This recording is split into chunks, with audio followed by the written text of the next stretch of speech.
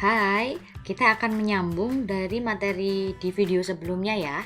Jadi berusaha mohon maaf, mungkin video pembelajaran kita nanti akan terpotong ke dalam beberapa bagian video pembelajaran. Jadi saya harap nanti kalian tidak bosan untuk melanjutkan ke video ini ya.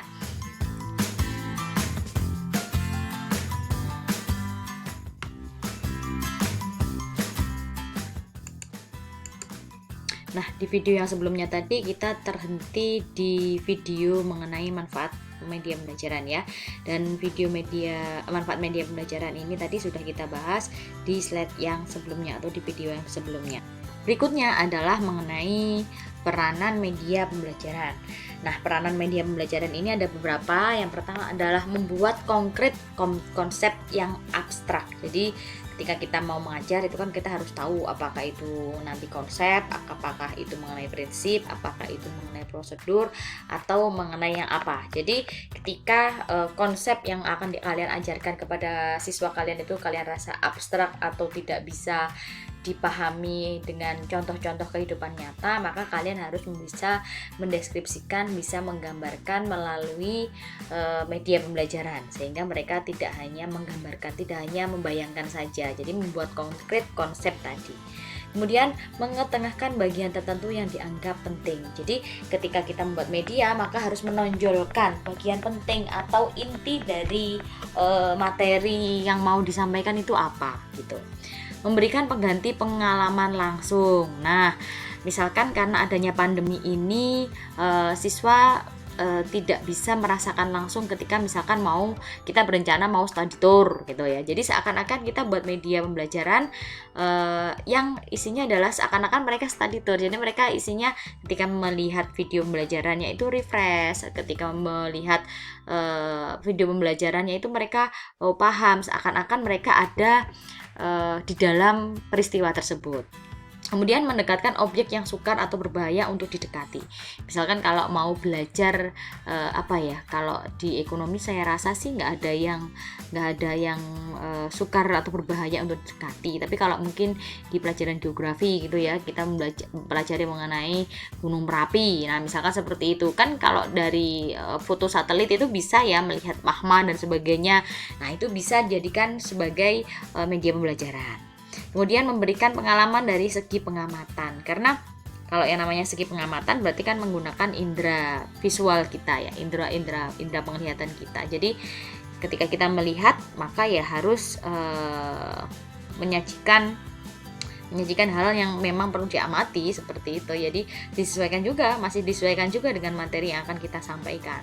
Kemudian menyajikan perbedaan warna secara visual, jelas itu ya, karena ketika menggunakan video pembelajaran biasanya atau media pembelajaran yang kita gunakan itu memang membutuhkan warna-warna yang mencolok, yang memang menarik mata gitu. Menyajikan informasi yang memerlukan gerak. Nah, sebenarnya kalau mau membuat yang namanya animasi itu bisa, kalian itu nanti bisa menggunakan Powtoon mungkin salah satunya ya. Jadi atau menggunakan saya lupa namanya, XPLY itu ya, XPLY juga bisa digunakan. Jadi seakan-akan kita misalkan mau menulis, tangan kita yang seperti bergerak-gerak, nah itu silakan, karena saya rasa sih kalian pasti akan sangat kreatif ketika kalian nanti mendapatkan tugas untuk membuat media pembelajaran.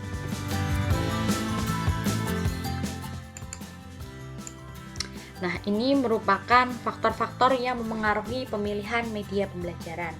Jadi ketika mau membuat yang namanya media pembelajaran, kalian harus mempertimbangkan beberapa hal ini.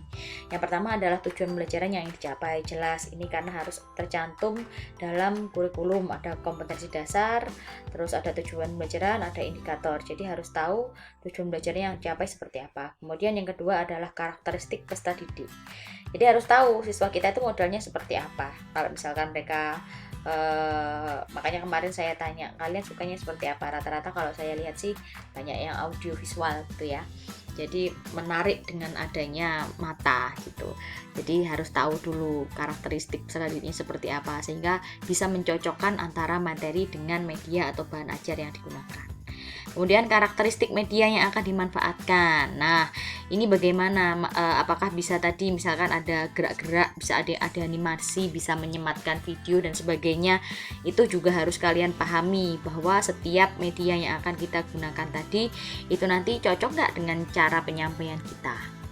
Terus jenis rangsangan belajar yang diinginkan, ada audio, ada visual. Misalkan kalau mau mendatangkan ahli melalui podcast gitu kan, kalau sekarang zamannya kan podcast gitu ya, audio kayak radio gitu kan, podcast itu ya. Seperti itu, atau visual, membuat video. Kalau saya kan hanya rekam layar ini ya, hanya menampilkan suara saja. Kemudian ketersediaan sumber setempat. Jadi sarana prasarana yang mendukung itu bagaimana? Bisa ada nggak alatnya gitu. Jadi supaya kita maunya ekspektasinya terlalu tinggi tapi nggak ada sumber daya gitu. Jadi ya bagaikan pungguk merindukan bulan, tentu saja seperti itu. Kemudian yang keenam adalah efektivitas biaya dalam jangka waktu panjang. Jadi ketika kita mau membuat yang namanya media pembelajaran, kadang-kadang kita membutuhkan yang namanya aplikasi gitu kan ya, media pembelajarannya aplikasi. Nah, aplikasinya kalau trial mungkin kita hanya butuh waktu atau dikasih waktu yang terbatas. Tapi kalau yang premium berarti kan harus biayanya bagaimana? Kita butuh biaya untuk membeli aplikasi tersebut untuk kita gunakan dalam jangka waktu yang panjang. Biasanya ada yang bulanan, ada juga ada yang tahunan. Jadi sesuaikan dengan budget masing-masing gitu. Berikutnya adalah mengenai keunggulan dan keterbatasan dari bahan ajar kita. Jadi nanti kita harus tahu sih bahan ajar kita itu nanti unggulnya di mana, keterbatasannya di mana, begitu ya. Nah, kita punya dua dulu. Pertama yaitu adalah mengenai bahan ajar cetak. Jadi bahan ajar cetak itu kalau kemarin saya di awal sudah ngasih tahu bahwa nanti kalian harus menghasilkan yang namanya modul. Nah, modul tadi sebenarnya akan saya gunakan sebagai penilaian bahan ajar cetak, tapi tidak memungkinkan ketika kalian harus mencetak kemudian mengumpulkan malang. It's impossible.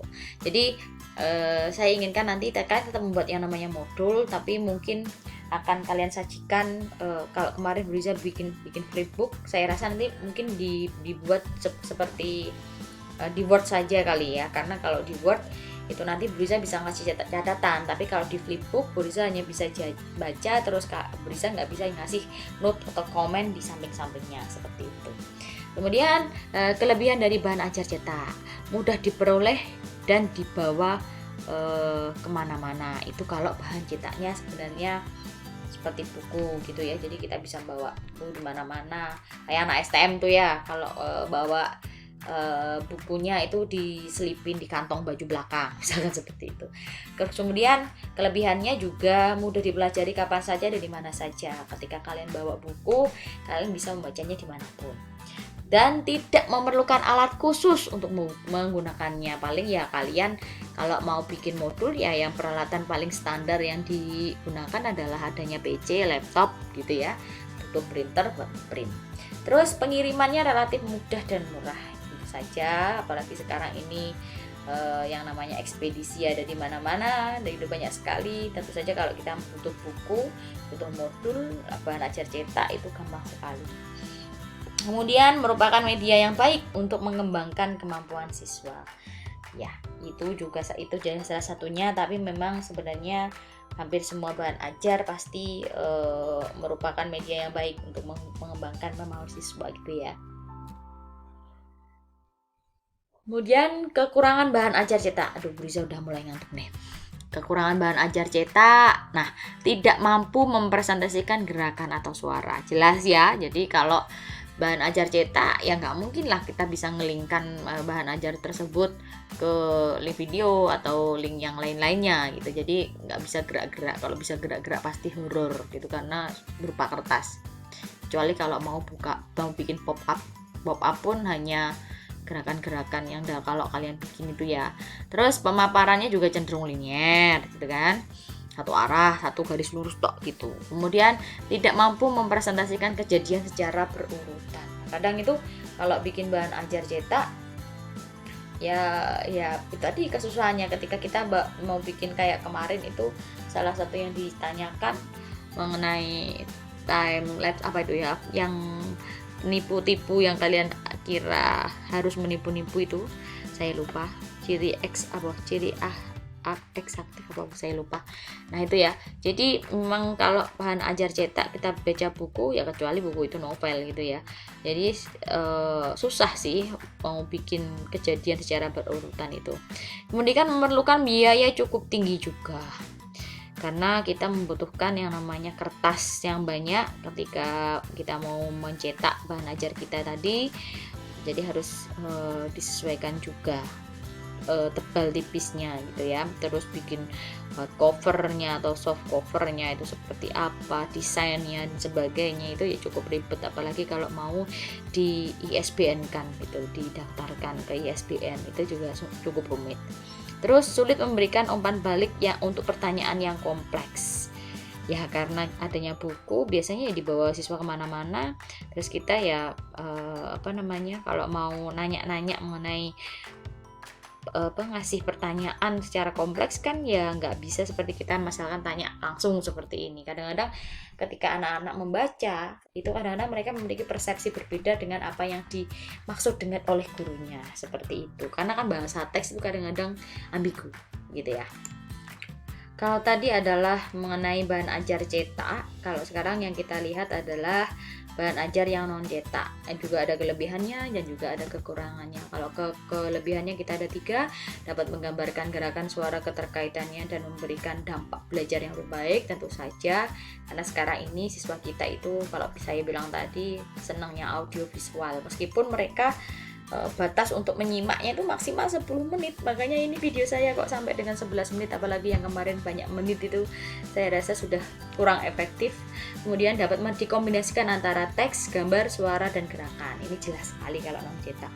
Fleksibel dan mudah diadaptasi, ya pasti itu ya, sangat fleksibel sekali. Jadi kalau non cetak itu kita bisa benar-benar mengimprovisasi. Terus kekurangannya, nah membutuhkan alat khusus untuk memproduksi dan menggunakannya. Apalagi kalau kita benar-benar mau produksinya niat, butuh kamera, butuh apa-apa gitu, butuh setting tempat, butuh mixer dan sebagainya gitu ya. Itu pasti juga susah, butuh aplikasi-aplikasi penting gitu.